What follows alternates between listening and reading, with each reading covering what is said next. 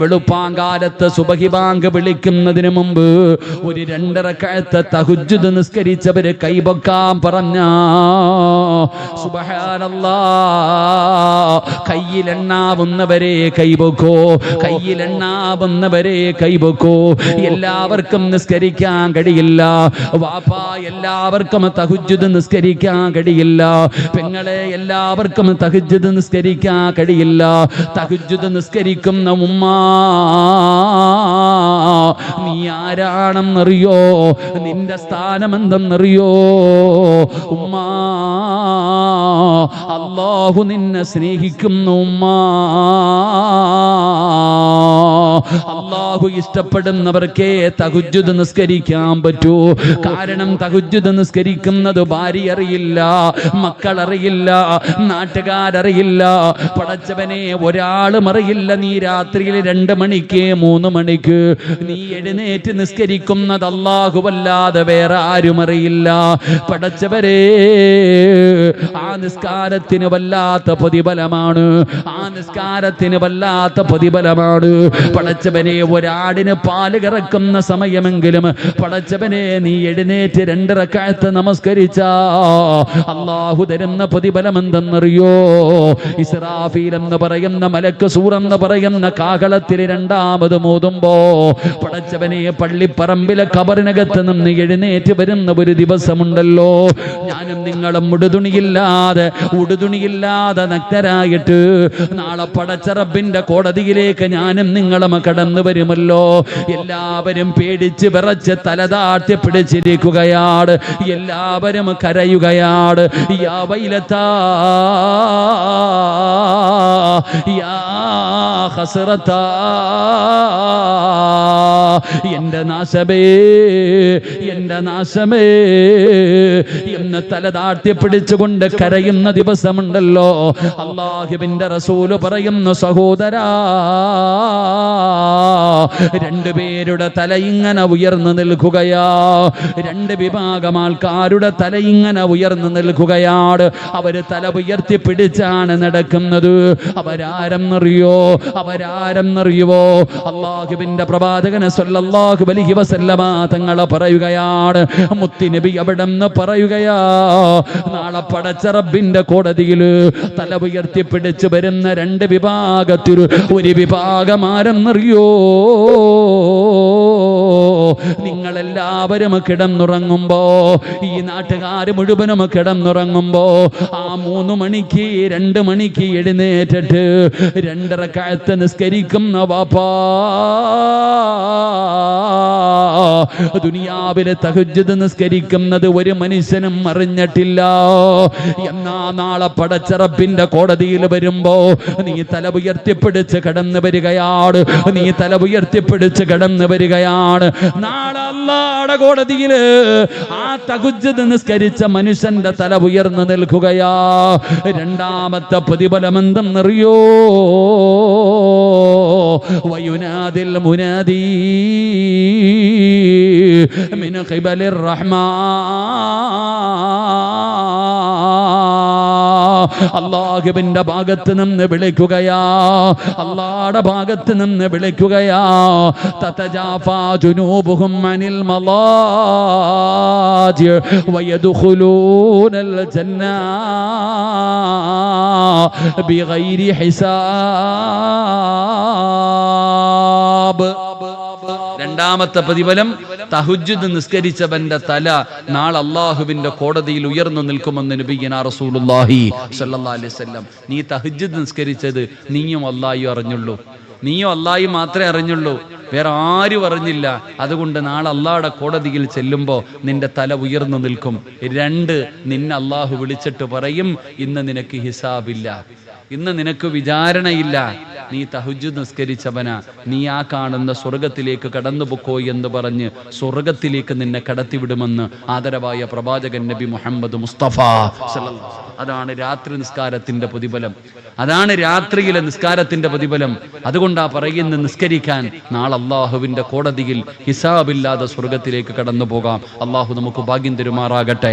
അതുകൊണ്ട് ഞാൻ പറഞ്ഞു വന്നു, നബിതങ്ങൾ പറഞ്ഞു, നിങ്ങൾ സുജൂദുകൾ അധികരിപ്പിക്ക്, എത്രത്തോളം നിസ്കരിക്കാൻ കഴിയുമോ. എന്റെ പ്രിയപ്പെട്ടവരെ, നബിതങ്ങളെ വല്ലാതെ ഇഷ്ടപ്പെടുന്നവര്, ആ നബിതങ്ങളെ കാണാ കൊതിക്കുന്നവര്, പടച്ചവനെ ശഅബാനിൽ നബിതങ്ങളെ കുറിച്ചല്ലാതെ വേറെ ആരെ കുറിച്ച് പറയാനാ?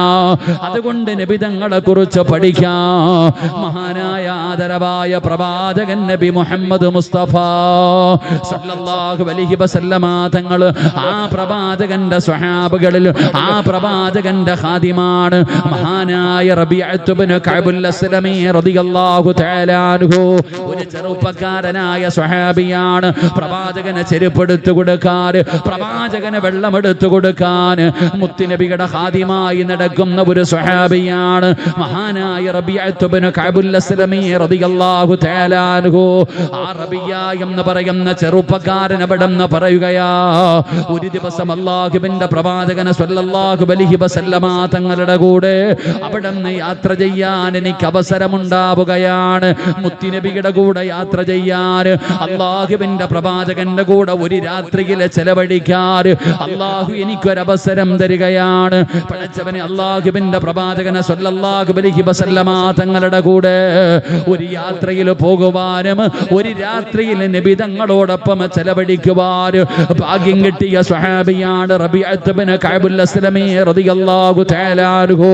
ആ ചെറുപ്പക്കാരനായ സ്വഹാബി പറയുകയാണ്, അങ്ങനെ രാധാ മുത്തുനബി രാത്രിയിൽ കിടന്നുറങ്ങുകയാ.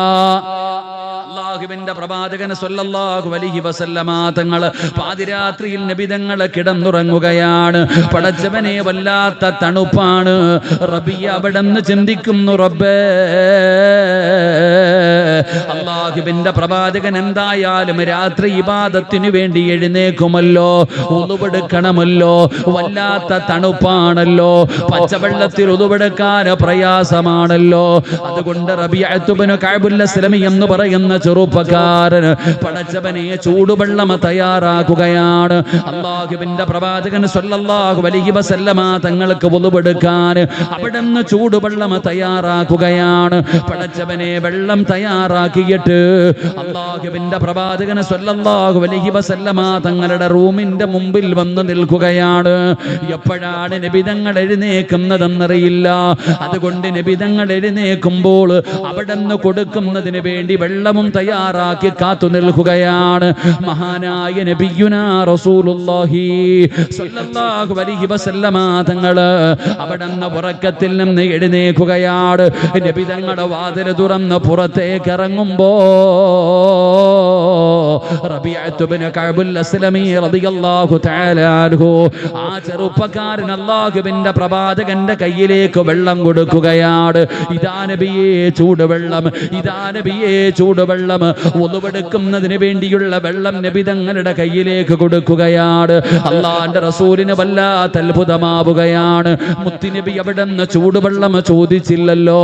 പടച്ചവനെ, ഈ ചെറുപ്പക്കാരൻ ഉറങ്ങാതെ നബി തങ്ങളെ കാത്തു നിൽക്കുകയാണ്. അല്ലാഹുവിന്റെ റസൂല് ചോദിക്കുന്നു, റബിയ, ഉറങ്ങിയില്ലേ റബിയ? അല്ലാഹുവിന്റെ പ്രവാചകനോട് പറയുന്നു, ഇല്ല നബിയേ, വെള്ളം തയ്യാറാക്കി അങ്ങയുടെ റൂമിന്റെ മുമ്പിൽ നിൽക്കുകയാണ്. എപ്പോഴാണ് എഴുന്നേക്കുന്നതെന്നറിയില്ലല്ലോ. അതുകൊണ്ട് ഉറങ്ങാതെ ഒരു രാത്രി മുഴുവനും നബി തങ്ങളുടെ റൂമിന്റെ മുമ്പിൽ കാത്തുനിന്ന ചെറുപ്പക്കാരന് അല്ലാഹുവിന്റെ റസൂൽ അവിടുന്ന് കാണുമ്പോ നബി തങ്ങളുടെ കണ്ണ് നിറയുകയാണ്. എന്തൊരു സ്നേഹമാണ് പടച്ചവന്, എന്തൊരു സ്നേഹമാണ് പടച്ചവന്. ഈ ചെറുപ്പക്കാരന് ഈ സ്നേഹത്തിന് പകരം ഞാൻ എന്ത് കൊടുക്കാനാണ്? പടച്ചവനെ, നബി തങ്ങൾ അവിടുന്ന് ചിന്തിക്കുകയാണ്. അവസാനം അല്ലാഹുവിന്റെ പ്രവാചകൻ സ്വല്ലല്ലാഹു അലൈഹി വസല്ലമ തങ്ങൾ റബീഅത്ത് ഇബ്നു കഅബുൽ അസ്ലമി എന്ന് പറയുന്ന ചെറുപ്പക്കാരനെ അടുത്തേക്ക് വിളിക്കുകയാണ്. എന്നിട്ട് നബി തങ്ങൾ പറഞ്ഞു, റബിയ, എനിക്ക് നിന്നെ വല്ലാതെ ഇഷ്ടപ്പെട്ടു റബിയ. ഈ സ്നേഹത്തിന് ഞാൻ എന്താണ് പകരം തരേണ്ടത്? അല്ലാഹുവിന്റെ പ്രവാചകൻ അവിടുന്ന് ചോദിക്കുകയാണ്, എന്തു വേണമെങ്കിലും ചോദിക്കുക റബിയ, എന്തു വേണമെങ്കിലും നീ ചോദിക്കു റബിയ, എന്തു ചോദിച്ചാലും നിനക്ക് ഞാൻ തരാ. ആരാ പറയുന്നത്? ഈ ലോകം തന്നെ പടയ്ക്കാൻ കാരണക്കാരനായ അഷ്റഫുൽ ഖൽഖ് നബി മുഹമ്മദ് മുസ്തഫ സല്ലല്ലാഹു അലൈഹി വസല്ലമ തങ്ങളാണ് പറയുന്നത്. എന്തു വേണമെങ്കിലും ചോദിക്കാൻ, എന്തു ചോദിച്ചാലും നിനക്ക് ഞാൻ തരാ. അല്ലാഹുവിന്റെ പ്രവാചകൻ എവിടെന്ന് ചോദിക്കുമ്പോ റബീഅത്ത് ഇബ്നു കഅബുൽ അസ്ലമി എന്ന് പറയുന്ന പാവപ്പെട്ടവനായ യുവത്വത്തിന്റെ നടുവിലൂടെ നടന്നു പോകുന്ന ആ ചെറുപ്പക്കാരൻ അല്ലാഹുവിന്റെ റസൂലിനോട് ചോദിച്ചതെന്തെന്നറിയുമോ? അല്ലാഹുവിന്റെ റസൂലിനോട് എവിടെന്ന് ചോദിക്കുകയാ, അസ്അലുക മുറാഫതക ഫിൽ ജന്ന. വല്ലാത്ത ഒരു ചോദ്യമാണ് ചോദിക്കുന്നത്. പടച്ചവനെ കിട്ടിയ അവസരം അവിടെ നിന്ന് മുതലാക്കുകയാണ്. ആ ചെറുപ്പക്കാര സ്വർഗം വേണമെന്നല്ല പറയുന്നത്, അധികാരം വേണമെന്നല്ല പറയുന്നത്, സമ്പത്ത് വേണമെന്നല്ല പറയുന്നത്, കൊട്ടാരം വേണമെന്നല്ല പറയുന്നത്. റബിയ എന്ന് പറയുന്ന ചെറുപ്പക്കാരൻ ആ പാതിരാത്രിയിൽ അല്ലാഹുവിന്റെ പ്രവാചകനോട് ചോദിച്ചതെന്തെന്നറിയുമോ? യാ റസൂലല്ലാഹ്, അല്ലാഹുവിന്റെ നബിയേ, എനിക്ക് സ്വർഗത്തിൽ അങ്ങയുടെ കൂടെ നടക്കണം നബിയേ. ഇതുപോലെ നാളെ സ്വർഗത്തിലും അങ്ങയുടെ കൂടെ നടക്കണം നബിയേ. എനിക്ക് അങ്ങയുടെ കൂടെ സഹവസിക്കണം നബിയേ. എനിക്ക് അങ്ങയുടെ കൂട്ടുകാരനാകണം നബിയേ. അല്ലാഹുവിന്റെ പ്രവാചകനോട് റബിയ എന്ന് പറയുന്ന ചെറുപ്പക്കാരൻ ചോദിക്കുകയാ, നാളെ സ്വർഗത്തിൽ എനിക്ക് അങ്ങയുടെ കൂടെ നടക്കണം നബിയേ, അങ്ങയുടെ കൂടെ സഹവസിക്കണം നബിയേ. നബി തങ്ങൾ അവിടെ നിന്ന് ചോദിക്കുന്നു, റബിയ ഔ ഗൈറ ദാലിക, വേറെ എന്തെങ്കിലും വേണമെങ്കിൽ ചോദിക്ക് റബിയ. നിനക്ക് സമ്പത്ത് വേണോ? നിനക്ക് കൊട്ടാരം വേണോ? നിനക്ക് അധികാരം വേണോ? വേറെ എന്ത് വേണമെങ്കിലും ചോദിക്ക് റബിയ. അല്ലാഹുവിന്റെ പ്രവാചകൻ അവിടെ നിന്ന് ചോദിക്കുമ്പോ റബീഅത്ത് ഇബ്നു കഅബുൽ അസ്ലമി എന്ന് പറയുന്ന ചെറുപ്പക്കാരൻ പറഞ്ഞു, എനിക്ക് വേറെ ഒന്നും വേണ്ട നബിയേ, എനിക്ക് വേറെ ഒന്നും വേണ്ട നബിയേ. സ്വർഗത്തിൽ അങ്ങയുടെ കൂടെ നടക്കണം നബിയേ, അങ്ങയുടെ കൂടെ സഹവസിക്കണം നബിയേ, അങ്ങയുടെ കൂടെ താമസിക്കണം നബിയേ. അല്ലാഹുവിന്റെ പ്രവാചകൻ എന്ത് കൊടുത്താലും എന്ത് ചോദിച്ചാലും കൊടുക്കാമെന്ന് പറഞ്ഞതാണല്ലോ. നബി തങ്ങളുടെ മറുപടി എന്തെന്നറിയുമോ? അല്ലാഹുവിന്റെ റസൂലിന്റെ മറുപടി എന്താ? ശഅബാനിന്റെ രാത്രിയിൽ ഒരുമിച്ച് കൂടിയവരെ, നിനക്കും ആഗ്രഹമില്ലേ അല്ലാഹുവിന്റെ പ്രവാചകന്റെ കൂടെ നടക്കാൻ? നിനക്ക് കൊതിയില്ലേ? 63 വർഷക്കാലമാണ് നബി തങ്ങൾ ജീവിച്ചത്. എന്നാ നാളെ പടച്ച റബ്ബിന്റെ സ്വർഗത്തിലാണെങ്കിലോ, അതാ പടച്ചവനെ സ്വർഗത്തിലും മരണമില്ലല്ലോ, അല്ലാഹുവിന്റെ സ്വർഗത്തിലും മരണമില്ലല്ലോ. അതാ ഉലൈക, അല്ലാഹുവിന്റെ പരിശുദ്ധമായ ഖുർആൻ പറയുകയാ, ഉലൈക അസ്ഹാബുൽ ജന്ന ഹും ഫീഹാ ഖാലിദൂൻ. കാലാകാലം അല്ലാഹുവിന്റെ സ്വർഗത്തിലാ, കാലാകാലം അല്ലാഹുവിന്റെ സ്വർഗത്തിലാ. അവിടെ മരണമില്ലടോ, അവിടെ കഷ്ടപ്പാടില്ലടോ, അവിടെ രോഗങ്ങളില്ലടോ, അവിടെ പ്രായമുള്ളവരില്ല, കുട്ടികളില്ല, രോഗികളില്ല, കറുത്തവരില്ല, ഇരുനിറമുള്ളവരില്ല. അല്ലാഹുവിന്റെ സ്വർഗത്തില് പടച്ചവനെ എല്ലാവർക്കും 33 വയസ്സാണ്, ആണിനും പെണ്ണിനും 33 വയസ്സാണ്. പടച്ചവരെ എല്ലാവർക്കും ഒരേ ഒരു ഗ്ലാമറാണ്. ആരുടെ ഗ്ലാമർ എന്നറിയോ? മഹാനായ യൂസുഫ് നബി അലൈഹിസ്സലാം ഈജിപ്തിലെ കൊട്ടാരത്തിലൂടെ യൂസുഫ് എന്ന് പറയുന്ന ചെറുപ്പക്കാരൻ നടന്നു പോയപ്പോ പെണ്ണുങ്ങൾ അവിടത്തെ സൗന്ദര്യം കണ്ടിട്ട് കയ്യിലിരുന്ന കത്തി കൊണ്ടവര് കൈവിരല് പോലും മുറിച്ചു കളഞ്ഞു എന്ന് ചരിത്രം പറഞ്ഞ ആ യൂസുഫ് നബി അലൈഹിസ്സലാമിന്റെ സൗന്ദര്യമാണ് അല്ലാഹുവിന്റെ സ്വർഗത്തിൽ എല്ലാവർക്കും ഉള്ളത്.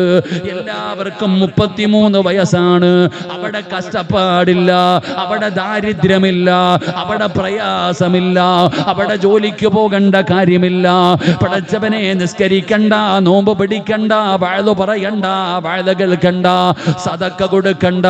പടച്ചവനെ ഒരു നന്മയും നമുക്കവിടെ ചെയ്യണ്ട. പടച്ചവനെ എല്ലാ അനുഗ്രഹങ്ങളും അല്ലാഹു നിറച്ചു വെച്ചിരിക്കുകയാണ്. അതിലുണ്ട് മുന്തിരി തോട്ടവും റുമ്മാനും രസമുള്ളതാ കദളിപ്പഴം തിന്നാനും താരാട്ടു പാടാൻ തോഴിമാർ പലരുണ്ട്, കൈമുട്ടുവാൻ ചില ദാസിമാർ വരവുണ്ട്. മണിയില്ല റബ്ബേ വാങ്ങുവാനാ വീട്, കൊതിയുണ്ട് വല്ലാതെപ്പോഴും അതിനോട്. അതിലേക്കു നീ ഒരു പാസുതാമന്നാനേ,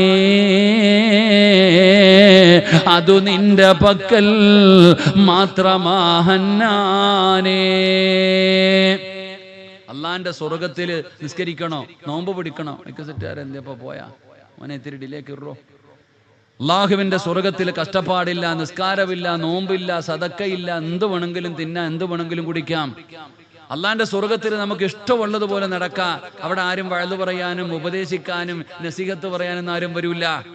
അവിടെ എല്ലാവർക്കും 33 വയസ്സ്, എല്ലാവർക്കും യൂസുഫ് നബി അലൈഹിസ്സലാമിന്റെ ഗ്ലാമറാണ് എല്ലാവർക്കും.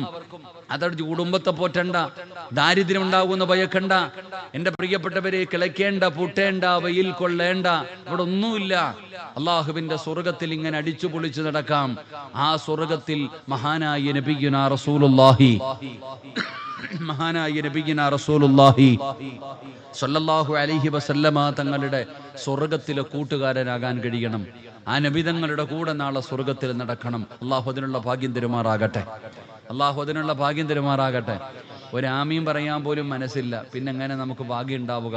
അള്ളാഹു അതിനുള്ള ഭാഗ്യം തരുമാറാകട്ടെ. അപ്പൊ എൻ്റെ പ്രിയപ്പെട്ട സഹോദരങ്ങളെ, ആരാണ് നാളെ സ്വർഗത്തിൽ നബിതങ്ങളുടെ കൂട്ടുകാർ? ആരാണ് നാളെ അള്ളാഹുവിന്റെ പ്രവാചകൻ സല്ലല്ലാഹു അലൈഹി വസല്ലമ തങ്ങളോടൊപ്പം നാളെ അള്ളാഹുവിന്റെ സ്വർഗത്തിൽ സഹവസിക്കണമെങ്കിൽ, നബിതങ്ങളുടെ കൂടെ നടക്കണമെങ്കിൽ ചെയ്യേണ്ട നന്മകൾ എന്താ? നബിതങ്ങൾ അവിടെ നിന്ന് പഠിപ്പിക്കുകയാ. റബീഅത്ത് ഇബ്നു കഅബുൽ അസ്ലമി എന്ന് പറയുന്ന ചെറുപ്പക്കാരൻ, ആ ചെറുപ്പക്കാരനെ നിങ്ങളെ കുറിച്ച് പഠിച്ചു നോക്കടോ. ഇട്ടിരിക്കുന്ന വസ്ത്രമല്ലാതെ പുതയ്ക്കാൻ മറ്റൊരു വസ്ത്രമില്ലാത്ത ചെറുപ്പക്കാരൻ. ഒരു ദിവസത്തിൽ ഒരു നേരം പോലും വയറ് നിറച്ചു ഭക്ഷണം കഴിക്കാനില്ലാത്ത പാവപ്പെട്ടവനാണ്.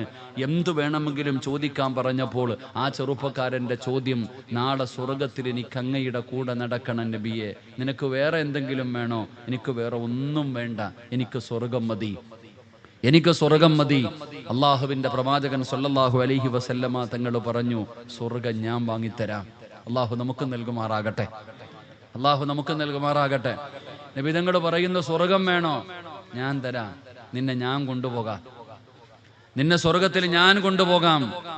ഞാൻ നിന്നെ സ്വർഗത്തിൽ കൊണ്ടുപോകണമെങ്കിൽ ചില കണ്ടീഷൻ ഉണ്ട്. നബിതങ്ങൾ ആ ചെറുപ്പക്കാരനോട് പറഞ്ഞു കൊടുക്കുകയാ. അള്ളാഹുവിന്റെ പ്രവാചകൻ അവിടെന്ന് പറയുകയാ, സ്വർഗത്തിലേക്ക് നിനക്ക് എന്റെ കൂടെ കടന്നു വരണോ? റബീഅത്ത് ഇബ്നു കഅബുൽ അസ്ലമി എന്ന് പറയുന്ന ചെറുപ്പക്കാരനോട് അല്ലാഹുവിന്റെ പ്രവാചകനെ പറഞ്ഞു കൊടുത്ത ഒന്നാമത്തെ കാര്യം എന്തെന്നറിയുമോ? റബിയ, സുജൂദുകൾ അധികരിപ്പിക്കണേ റബിയ. അല്ലാഹുവിന്റെ പ്രവാചകനെ സല്ലല്ലാഹു അലൈഹി വസല്ലമ തങ്ങൾ പറയുകയാണ്, പള്ളി കെട്ടിക്കൊടുക്കണമെന്നല്ല, സദക്ക കൊടുക്കണമെന്നല്ല, ഹജ്ജ് ചെയ്യണമെന്നല്ല, നോമ്പ് പിടിക്കണമെന്നല്ല. അല്ലാഹുവിന്റെ പ്രവാചകൻ അവിടെന്ന് പറഞ്ഞു കൊടുക്കുകയാണ്, നാളെ സ്വർഗത്തിൽ എന്റെ കൂടെ നിനക്ക് കടന്നു വരണമെങ്കിൽ നീ ചെയ്യേണ്ട ഒന്നാമത്തെ കാര്യം എന്തെന്നറിയുമോ? റബിയ, നീ അധികമായിട്ട് സുജൂദ് ചെയ്യണേ, എന്ന് പ്രവാചകനെ സല്ലല്ലാഹു അലൈഹി വസല്ലമ തങ്ങൾ അവിടെന്ന് പഠിപ്പിക്കുമ്പോ, നിബിതങ്ങൾ അവിടെന്ന് പറഞ്ഞു കൊടുക്കുമ്പോ, പടച്ചവനെ ഈ വഅദ് കേൾക്കാമെന്ന് എന്റെ പ്രിയപ്പെട്ട സഹോദരങ്ങളോട് സഹോദരിമാരോട്, നമുക്ക് സുജൂദ് ചെയ്യാൻ വല്ലാത്ത മടിയാടോ, നമുക്കത് വല്ലാത്ത പ്രയാസമാടോ? കാരണം അതിന്റെ വില എന്താണെന്നറിയില്ല. ആ സുജൂദ് ചെയ്താൽ കിട്ടുന്ന പ്രതിഫലം എന്താണെന്ന് നമുക്കറിയില്ല. പടച്ചവനെ, സുജൂദ് ചെയ്താൽ കിട്ടുന്ന പ്രതിഫലം എന്തെന്നറിയോ? അല്ലാഹുവിന്റെ വിശുദ്ധമായ ഖുർആൻ പറയുന്നു, മുഹമ്മദുർ റസൂലുള്ളാഹ് വല്ലദീന മഅഹു അശിദ്ദാഉ അലൽ കുഫാർ النار رحماء بينهم تراهم ركعا سجدا يبتغون فضلا من الله ورضوانا سيماهم في وجوههم من أثر السجود. അല്ലാഹുവിന്റെ വിശുദ്ധമായ ഖുർആൻ അവിടെന്ന് പറയുകയാണ്, സുജൂദ് ചെയ്താൽ കിട്ടുന്ന ഒരു പ്രതിഫലം എന്തെന്നറിയോ? അവരുടെ മുഖത്തടയാളം കാണാം, അവരുടെ മുഖത്തടയാളം കാണാം. സുജൂദ് ചെയ്യുന്നവരുടെ മുഖത്ത് നോക്കിയാൽ അടയാളം കാണാം. അടയാളം കാണാമെന്ന് പറഞ്ഞാൽ നിസ്കാരത്തഴമ്പ് മാത്രമല്ല ബാപ്പാ. ചെറുപ്പക്കാരാ, നിസ്കാരത്തഴമ്പിനെ കുറിച്ചല്ല പറയുന്നത്. എടോ സഹോദരാ, നിസ്കരിക്കുന്ന ഒരു മനുഷ്യന്റെ മുഖത്ത് നോക്കിയാൽ, സുജൂദ് ചെയ്യുന്ന ഒരാളുടെ മുഖത്ത് നോക്കിയാ പടച്ചവനെ അവന്റെ മുഖത്തൊരു പ്രകാശം കാണാ, ഒരു ഈമാനികമായിട്ടുള്ള പ്രകാശം കാണാ, ഒരു ഈമാനികമായിട്ടുള്ള ഒരു ചൈതന്യം കാണാ. അത് എല്ലാവർക്കും ലഭിക്കുന്ന ഒരു കാര്യമല്ല. അത് സുജൂദ് ചെയ്യുന്നവർക്ക് അല്ലാഹു കൊടുക്കുന്ന വലിയ ഒരു അംഗീകാരമാണ്. പടച്ചവനെ പെട്ടെന്ന് മനസ്സിലാകുന്ന ഒരു ഉദാഹരണം പറഞ്ഞാൽ, പടച്ചവനെ നിങ്ങളുടെ നാട്ടിലെ ചില പ്രായമുള്ള വാപ്പമാരെ കണ്ടാ എന്തൊരു പ്രകാശമെന്നറിയോ? അവര് വേച്ച് നിസ്കരിക്കാ പള്ളിയിലേക്ക് വരുന്നത് കണ്ടാ അവരുടെ മുഖത്ത് വല്ലാത്ത ഒരു ഈമാനികമായിട്ടുള്ള വെളിച്ചമാണ്. അവരെ കണ്ടാ എഴുന്നേക്കുമടോ, അറിയാതെ എഴുന്നേറ്റ് നിന്ന് പോകുമടോ, അവരുടെ കൈ പിടിച്ചിട്ട് ദുആ ചെയ്യാ പറയുമടോ. പടച്ചവനെ, അവർ ആലിമീങ്ങളല്ല, അവര് സയ്യിദന്മാരല്ല, അവര് പണ്ഡിതന്മാരല്ല, അവര് ഹജ്ജ് ചെയ്തവരല്ല, അവിടെ ഇവിടത്തെ ഏറ്റവും വലിയ കോടീശ്വരനല്ല. പടച്ചവനെ, ജമാഅത്തിന്റെ പ്രസിഡന്റ് അല്ല. പടച്ചവനെ, പാവപ്പെട്ട ചില വാപ്പമാരെ കണ്ട അറിയാതെ പറഞ്ഞു പോകുമടോ, അറിയാതെ ബഹുമാനിച്ചു പോകുമടോ. കാരണം അത് അല്ലാഹു അവർക്ക് കൊടുത്തിരിക്കുന്ന ഒരു അംഗീകാരമാണ്, അവർക്ക് അല്ലാഹു കൊടുത്തിരിക്കുന്ന ഒരു സ്ഥാനമാണ്.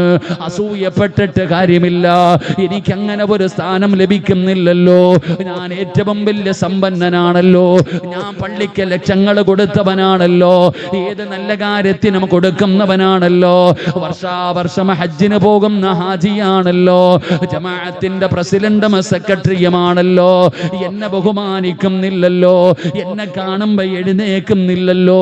സഹോദരാ, അത് പടച്ച റബ്ബ് കൊടുക്കുന്ന ഒരു സ്ഥാനമാണ്, അത് അല്ലാഹു കൊടുക്കുന്ന ഒരു അംഗീകാരമാണ്. അത് പണം കൊടുത്തു വാങ്ങിയതല്ല, കുടുംബ മഹിമ കൊണ്ട് വാങ്ങിയതല്ല, അധികാരത്തിന്റെ പവർ കൊണ്ട് വാങ്ങിയതല്ല. അത് പടച്ച റബ്ബിന്റെ മുമ്പിൽ സുജൂദിൽ കിടന്നിട്ട് വാങ്ങിച്ച അംഗീകാരമാണ്. അല്ലാഹ് പറയുകയാണ്, അവരുടെ മുഖത്ത് സുജൂദിന്റെ അടയാളം കാണാ. എന്റെ പ്രിയപ്പെട്ട സഹോദരാ, നമുക്കാണെങ്കിൽ സുജൂദ് ചെയ്യാൻ വല്ലാത്ത മടിയാണ്, നമ്മൾ അലസത കാണിക്കുന്നവരാണ്. എന്നാ സുജൂദ് ചെയ്താൽ കിട്ടുന്ന പ്രതിഫലം നിനക്കറിയുമോ? നിസ്കരിക്കുന്നവന്റെ പ്രതിഫലമല്ല, സുജൂദ് ചെയ്യുന്ന ഒരു മനുഷ്യൻ അല്ലാഹു കൊടുക്കുന്ന പ്രതിഫലം എന്തെന്നറിയോ? മഹാനായ ആദരവായ പ്രവാചകൻ നബി മുഹമ്മദ് മുസ്തഫ സല്ലല്ലാഹു അലൈഹി വസല്ലമ തങ്ങൾ പറയുകയാ, ഒരു മനുഷ്യന് സുജൂദിൽ കിടക്കുമ്പോ അവൻ ശരീരം കൊണ്ട് ചെയ്ത പാപമുണ്ടല്ലോ, അവൻ ചെയ്ത പാപങ്ങൾ മുഴുവനും അവന്റെ പെരടിയുടെ മുകളിൽ വരികയാണ്, അവന്റെ പെരടിയുടെ മുകളിൽ വരികയാണ്. അവന് സുജൂദിലേക്ക് വീണാ ഉണക്ക മരത്തിൽ നിന്ന് ഇലകൾ പൊഴിഞ്ഞു വീഴുന്നത് പോലെ അവന്റെ പിരടിയിൽ നിന്ന് പാപങ്ങൾ പൊഴിഞ്ഞു വീഴുമെന്ന് നബി മുഹമ്മദ് മുസ്തഫ സല്ലല്ലാഹു അലൈഹി വസല്ലമ തങ്ങൾ പറയുകയാണ്. പാപങ്ങൾ മുഴുവനും പുറത്തു കൊടുക്കുകയാണ്, പാപങ്ങൾ മുഴുവനും പൊഴിഞ്ഞു വീഴുകയാണ്. പടച്ചവനെ, ഉമ്മ പ്രസവിച്ചതുപോലെ ശുദ്ധിയാവുകയാണ്. സഹോദരാ, നിങ്ങൾ ഇശാ നിസ്കരിച്ചവരാണല്ലോ. പടച്ചവനെ, ഞാൻ ഇങ്ങോട്ട് വരുമ്പോ പലരും ഇശാ നിസ്കാരം കഴിഞ്ഞ് ജുമാ മസ്ജിദിൽ നിന്ന് ഇറങ്ങി വരുന്ന രംഗം കണ്ടടോ. എന്റെ പ്രിയപ്പെട്ടവരോട് ചോദിക്കട്ടെ, ഈ ഇശാ നിസ്കരിച്ചിട്ട് ഇറങ്ങി വന്ന നിങ്ങളോട് അല്ലാഹുവിന്റെ പള്ളിക്കകത്ത് വെച്ച് മലക്കുകളെ പറഞ്ഞതെന്തെന്നറിയോ? ഒരാള് നിസ്കാരപ്പായിൽ നിന്ന് എഴുന്നേക്കുമ്പോ, നമസ്കാരം കഴിഞ്ഞിട്ട് ആ നിസ്കാരപ്പായിൽ നിന്ന് എഴുന്നേക്കുമ്പോ അല്ലാഹുവിന്റെ മലക്കുകൾ നിങ്ങളിൽ ചിലരോട് പറയുകയാണ്, ഏ മനുഷ്യ, നീ സ്വർഗത്തിലാ, നീ സ്വർഗത്തിന്റെ അവകാശിയാ.